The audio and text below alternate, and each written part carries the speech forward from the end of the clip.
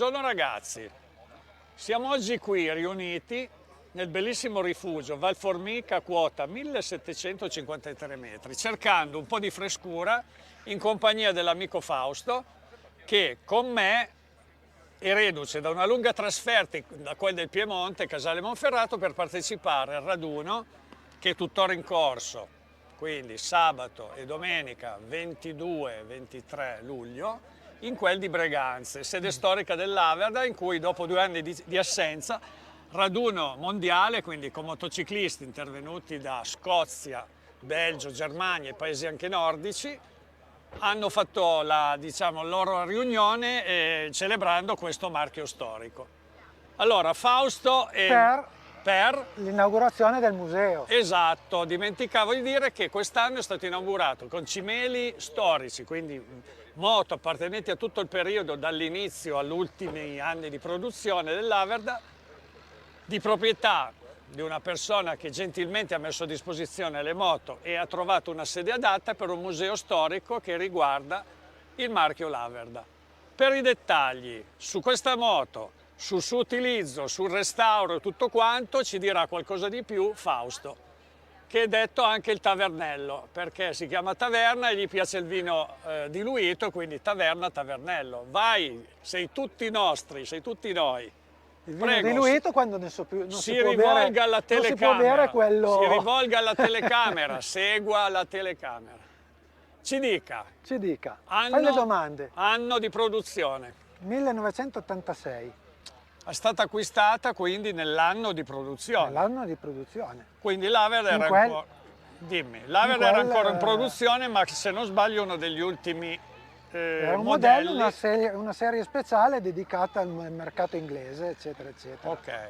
Poi l'Averda ha chiuso la fabbrica. Poi qualche anno dopo è andata in crisi, eccetera, eccetera. Vabbè. Poi la storia si può leggere allora, sui giornali. Raccontaci la vita e la morte di questa, dall'inizio alla fine, in modo così ovviamente abbastanza veloce. Acquistata nello stabilimento L'Averda nel 1986. Quindi non franco concessionario, ma direttamente in fabbrica. È portata a spasso. Quindi per quasi acquistata, non dico su misura, ma comunque in maniera particolare. Acquistata dal concessionario, ma il concessionario di Breganze. No, era di Casale il concessionario.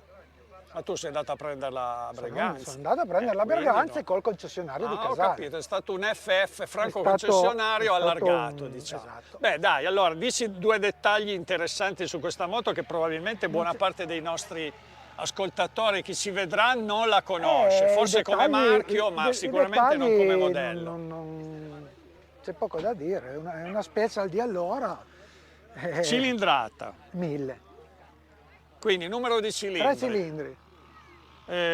Quindi cavalleria, numero di giri massimo, 90-95 cavalli. 8.200 giri, se ho letto bene oggi al museo, no? All'incirca, se ci arriva. Se ci arriva. Allora, questa è una versione originale, però sicuramente migliorata in alcune componenti o comunque... è originale. No. E gli Öhlins cosa ne pensi? Gli Öhlins non ci sono, gli Öhlins. Come, non so Öhlins, quelli posteriori? Ufficialmente no. Ufficialmente no, praticamente però come il buon... Sono dei simili Öhlins.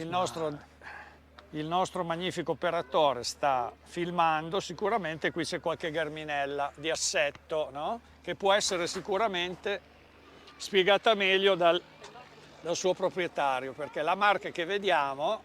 Che non si vede ma si vede, corrisponde sicuramente a una miglioria chiaramente funzionale. Chiaramente funzionano benissimo. Esatto, quindi dai, vai avanti tu che mi sembra di rubarti la parola, come sempre. Io parole ne ho poche, vabbè, vado in moto.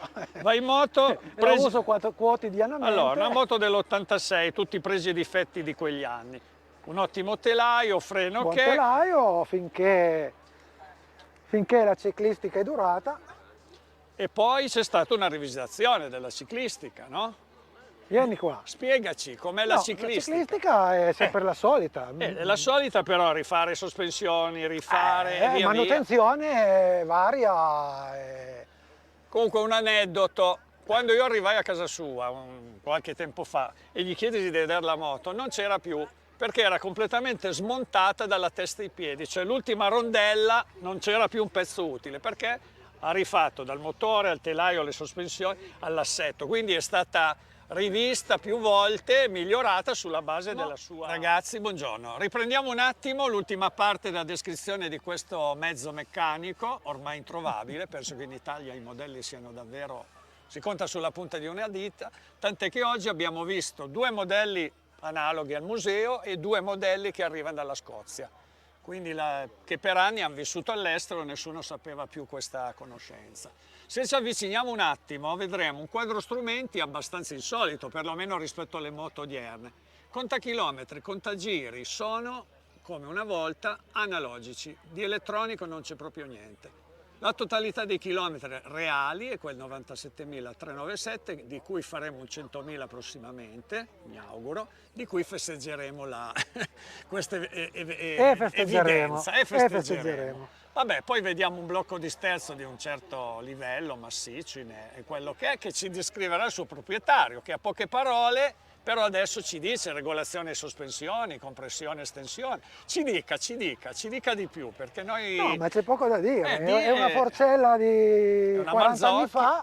Marzocchi, però Marzocchi, che aveva già una serie oro delle caratteristiche dei tempi, e ancora una forcella valida. Che era già una forcella, diciamo, da motosportiva. Ed era una forcella da motosportiva di allora. Questa carenatura che vantaggi dà? Estetici o anche in termini di prestazioni rispetto alla sua aerodinamica? Quando sei accucciato chiaramente guadagni qualche chilometro, no? Perché è molto protettiva, non funziona è stata molto studiata nella Galleria del Vento. Bisognerebbe chiederlo all'Averda. No, io ho letto qualcosa che forse l'hanno studiata. Non è stata inventata così tanto per. Una volta non studiavano un bel niente, le facevano e basta. Allora, i 2 tappi della benzina, noi non conosciamo perché siamo abituati a un tappo solo, di media, e quindi vorrebbero rievocare le corse del Bol d'Or dove si caricava, per caricare la benzina velocemente si usavano 2 tappi, però con... in modo da avere un caricamento più veloce. Tappi, sì, quelli aeronautici, diciamo. Anche perché chi non lo conoscesse il passato dell'Averda è diventata famosa più per le gare di MotoGP, per le gare di durata, 24 ore, Bol d'Or. Che MotoGP che c'entra? Era una moto che ha viaggiato anche in MotoGP, Cereghini cosa ha fatto qualche gara. Ma no, non con questa.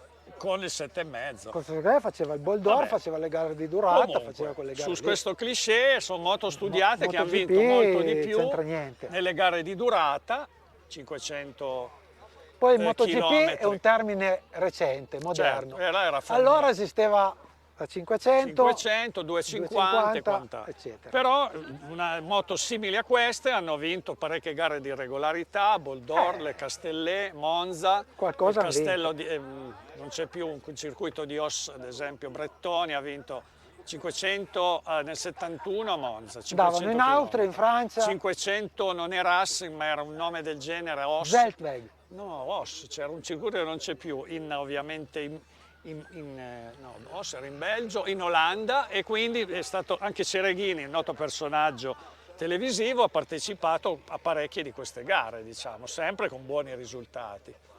Un altro pilota di grido è stato in passato anche famoso Lucchinelli, no? Lucchinelli. Ha corso in 500 qualche gara, qualche apparizione, sì. Senza vincere il mondiale. Mi pare nei Bol d'Or. Esatto, comunque anche in qualche gara, diciamo, di 500, il campionato mondiale. Ciao ragazzi, l'ultimo contributo che daremo su questa moto, di cui abbiamo già fatto una parte, diciamo, generale, spiegato un po' in dettaglio, però la nostra attenzione adesso sulla parte ciclistica e sui freni della parte anteriore, diciamo dell'avantreno.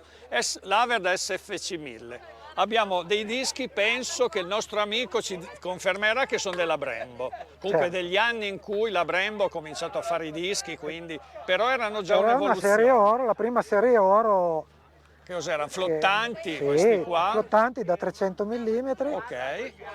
E poi c'è una cosa strana che accanto ai tubi aeronautici dell'impianto idraulico, diciamo, Che non sono più originali. ok, quelli, sono però stati- abbiamo una specie, sembra appunto quello che si mette Ma come... quelle sono le sicurezze che usavano, vuol simulare le sicurezze che usavano in pista. Che sembra l'antinfrazione del contatore del Ma gas odierni, perché comunque si usavano proprio per capire se... ma non è niente di particolare. Vabbè, però è una rarità che nelle moto attuali non troverete più. Ma no.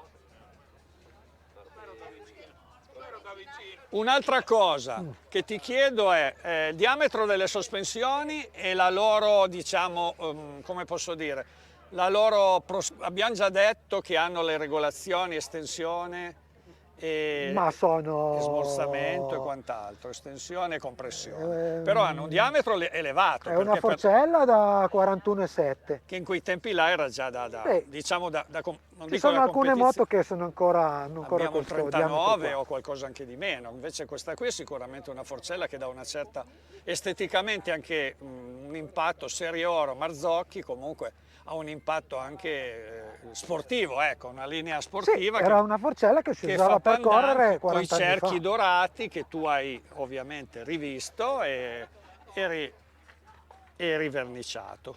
Niente, io sarei più che contento della descrizione fatta. Non so se i nostri ascoltatori avranno ulteriori domande, potremmo poi rivolgerle direttamente al proprietario Scrivete di questo mezzo. su www. Scrivete oppure come mail vi daremo poi i dettagli. Ragazzi, siamo ai saluti. Troverete queste e altre informazioni sul mondo della moto d'epoca, moto particolari, ok, sul nostro sito www.se50.it. Grazie dei vostri eventuali consigli e disponibilità della vostra visione. Alessandro e Fausto vi Ciao a salutano. tutti. Ciao a tutti, alla Ciao, ciao, prossima. ciao.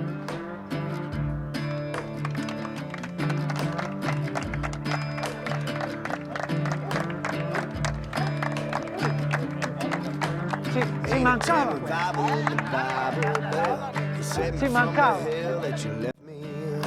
Been burning up the road ever since you left. Bunch of right, wrong turns and another dead end.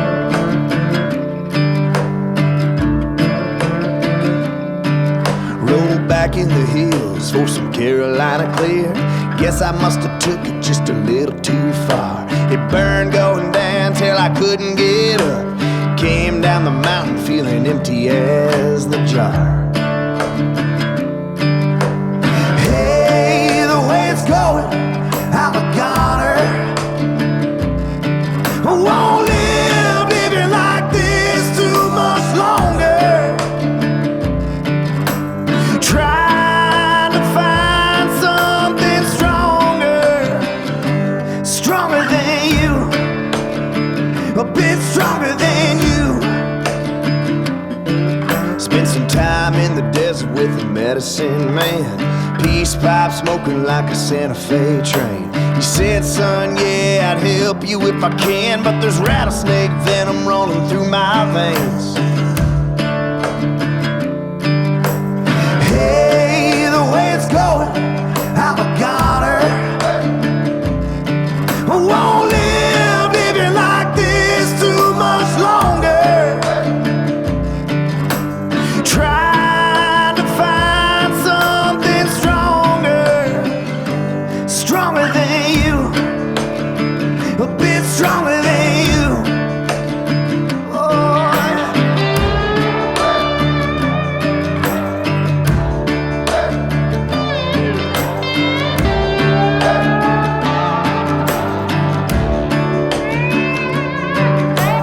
Hey, the way it's going, I'm on her. I won't live living like this too much longer.